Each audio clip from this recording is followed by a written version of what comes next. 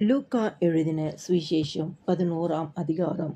அவர் ஒரு இடத்தில் ஜெபம் பண்ணி முடித்த பின்பு அவருடைய சீஷரில் ஒருவன் அவரை நோக்கி, ஆண்டவரே, யோவான் தன் சீஷருக்கு ஜெபம் பண்ண போதித்தது போல நீரும் எங்களுக்கு போதிக்க வேண்டும் என்றான். அதற்கு அவர், நீங்கள் ஜெபம் பண்ணும்போது பரமண்டலங்களில் இருக்கிற எங்கள் பிதாவே, உம்முடைய நாமம் பரிசுத்தப்படுவதாக, உம்முடைய ராஜ்யம் வருவதாக, உம்முடைய சித்தம் பரமண்டலத்திலே செய்யப்படுகிறது போல பூமியிலேயும் செய்யப்படுவதாக. எங்களுக்கு வேண்டிய ஆகாரத்தை அன்றன்றும் எங்களுக்குத் தாரும். எங்கள் பாவங்களை எங்களுக்கு மன்னியும், நாங்களும் எங்களிடத்தில் கடன்பட்ட எவனுக்கும் மன்னிக்கிறோமே. எங்களை சோதனைக்கு உட்பட பண்ணாமல் தீமையினின்று எங்களை இரட்சித்துக் கொள்ளும் என்று சொல்லுங்கள் என்றார். பின்னும் அவர் அவர்களை நோக்கி, உங்களில் ஒருவன் தனக்கு சிநேகிதனாயிருக்கிறவனிடத்தில் பாதி ராத்திரியிலே போய், சிநேகிதனே, என் சிநேகிதன் ஒருவன் வழிப்பிரயாணமாய் என்னிடத்தில் வந்திருக்கிறான். அவன் முன் வைக்கிறதற்கு என்னிடத்தில் ஒன்றுமில்லை. நீ 3 அப்பங்களை எனக்கு கடனாகத் தரவேண்டும் என்று கேட்டுக்கொண்டான். வீட்டுக்குள் இருக்கிறவன் பிரதி உத்தரமாக, என்னைத் தொந்தரவு செய்யாதே, கதவு பூட்டியாயிற்று, என் பிள்ளைகள் என்னோடே கூட படுத்து இருக்கிறார்கள், நான் எழுந்திருந்து உனக்குத் தரக்கூடாது என்று சொன்னான். பின்பு தனக்கு அவன் சிநேகிதனாய் இருக்கிறது நிமித்தம் எழுந்து அவனுக்குக் கொடாவிட்டாலும் தன்னிடத்தில் அவன் வருந்தி கேட்கிறது நிமித்தமாவது எழுந்திருந்து அவனுக்குத் தேவையானதைக் கொடுப்பான் என்று உங்களுக்கு சொல்லுகிறேன். மேலும் நான் உங்களுக்கு சொல்லுகிறதாவது, கேளுங்கள், அப்பொழுது உங்களுக்குக் கொடுக்கப்படும். தேடுங்கள், அப்பொழுது கண்டடைவீர்கள். தட்டுங்கள், அப்பொழுது உங்களுக்குத் திறக்கப்படும். ஏனென்றால் கேட்கிறவன் எவனும் பெற்றுக்கொள்ளுகிறான், தேடுகிறவன் கண்டடைகிறான், தட்டுகிறவனுக்குத் திறக்கப்படும். உங்களில் தகப்பனாயிருக்கிற ஒருவனிடத்தில் மகன் அப்பம் கேட்டால் அவனுக்குக் கல்லைக் கொடுப்பானா? மீனைக் கேட்டால் மீனுக்குப் பதிலாய் பாம்பைக் கொடுப்பானா? அல்லது முட்டையைக் கேட்டால் அவனுக்குத் தேளைக் கொடுப்பானா? பொல்லாதவர்களாகிய நீங்கள் உங்கள் பிள்ளைகளுக்கு நல்ல ஈவுகளைக் கொடுக்க அறிந்திருக்கும்போது, பரமபிதாவானவர் தம்மிடத்தில் வேண்டிக் கொள்கிறவர்களுக்குப் பரிசுத்த ஆவியைக் கொடுப்பது அதிக நிச்சயம் அல்லவா என்றார். பின்பு அவர் ஊமையாயிருந்த ஒரு பிசாசைத் துரத்தினார்.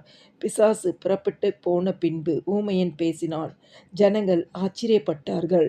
அவர்களில் சிலர், இவன் பிசாசுகளின் தலைவனாகிய பெயல்செபூலைக் கொண்டு பிசாசுகளைத் துரத்துகிறான் என்றார்கள். வேறு சிலர் அவரை சோதிக்கும்படி வானத்திலிருந்து ஒரு அடையாளத்தைக் காட்ட வேண்டும் என்று அவரிடத்தில் கேட்டார்கள். அவர்களுடைய சிந்தனைகளை அவர் அறிந்து அவர்களை நோக்கி, தனக்குத்தானே விரோதமாய் பிரிந்திருக்கிற எந்த ராஜ்யமும் பாழாய்ப்போம், தனக்குத்தானே விரோதமாய் பிரிந்திருக்கிற எந்த வீடும் விழுந்து போம். சாத்தானும் தனக்குத்தானே விரோதமாய் பிரிந்திருந்தால் அவன் ராஜ்யம் எப்படி நிலை நிற்கும்?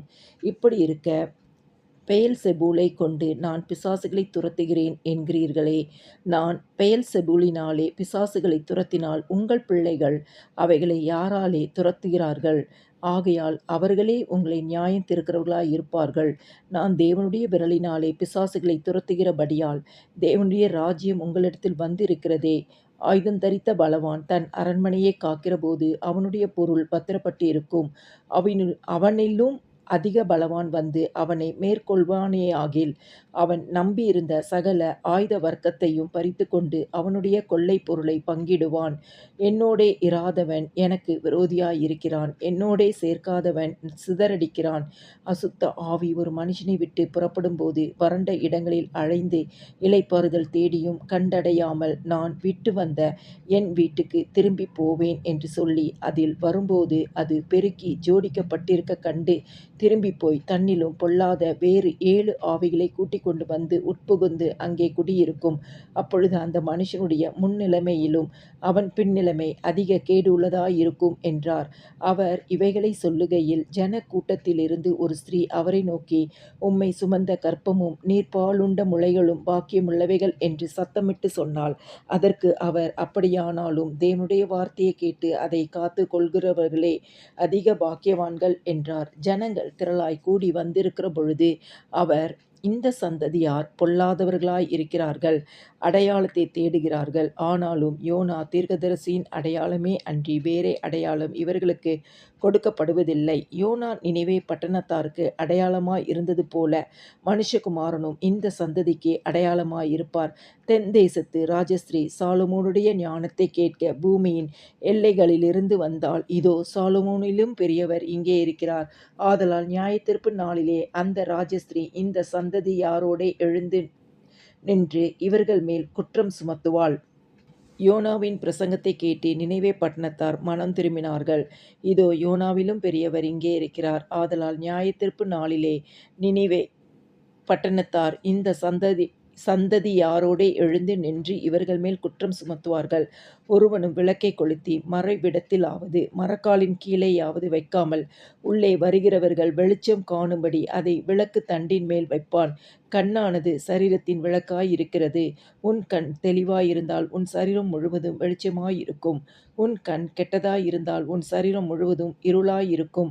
ஆகையால் உன்னில் உள்ள வெளிச்சம் இருள் ஆகாதபடிக்கு எச்சரிக்கையாயிரு. உன் சரீரம் ஒரு புறத்திலும் இருளடைந்திராமல் முழுவதும் வெளிச்சமாயிருந்தால் ஒரு விளக்கு தன் பிரகாசத்தினாலே உனக்கு வெளிச்சம் கொடுக்கிறது போல உன் சரீரம் முழுவதும் வெளிச்சமாயிருக்கும் என்றார். அவர் இப்படி பேசிக்கொண்டு இருக்கையில் பரிசேயன் ஒருவன் தன்னுடனே கூட அவர் பகற்போஜனம் பண்ண வேண்டும் என்று அவரை வேண்டிக் கொண்டான். அவர் போய் பந்தி இருந்தார். அவர் போஜனம் பண்ணுகிறதற்கு முன் கை கழுவாமல் இருந்ததை பரிசேயன் கண்டு ஆச்சரியப்பட்டான்.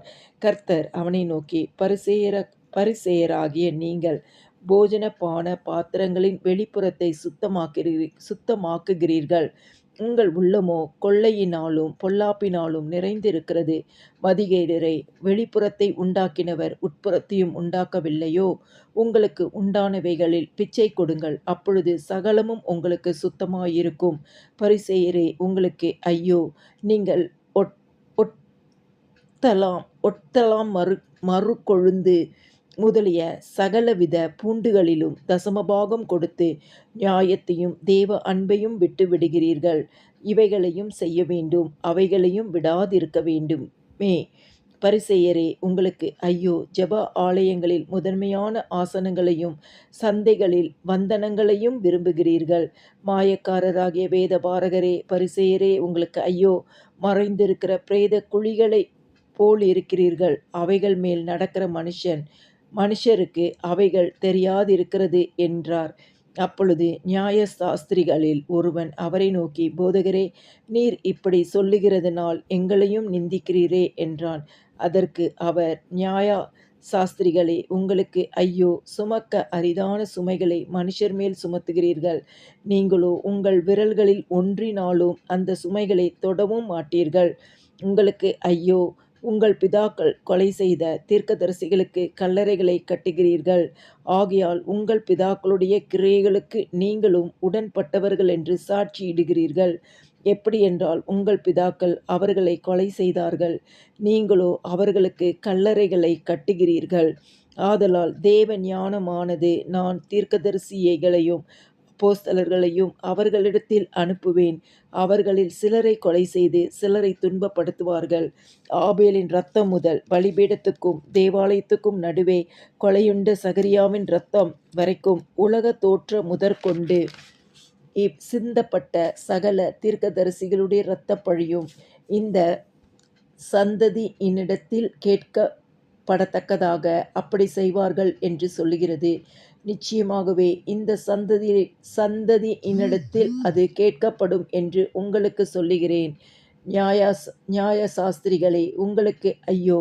அறிவாகிய திறவுகோலை எடுத்துக்கொண்டீர்கள், நீங்களும் உட்பிரவேசிக்கிறதில்லை, உட்பிரவேசிக்கிறவர்களையும் தடை பண்ணுகிறீர்கள் என்றார். இவைகளை அவர்களுக்கு அவர் சொல்லுகையில் வேதபாரகரும் பரிசேயரும் அவர் மேல் குற்றம் சாட்டும் பொருட்டு அவர் வாய்மொழியில் ஏதாகிலும் பிழை கண்டுபிடிக்க வேண்டும் என்று உபாயம் பண்ணி அவரை மிகவும் நெருக்கவும் அநேக காரியங்களை குறித்து பேசும்படி அவரை ஏவவும் தொடங்கினார்கள்.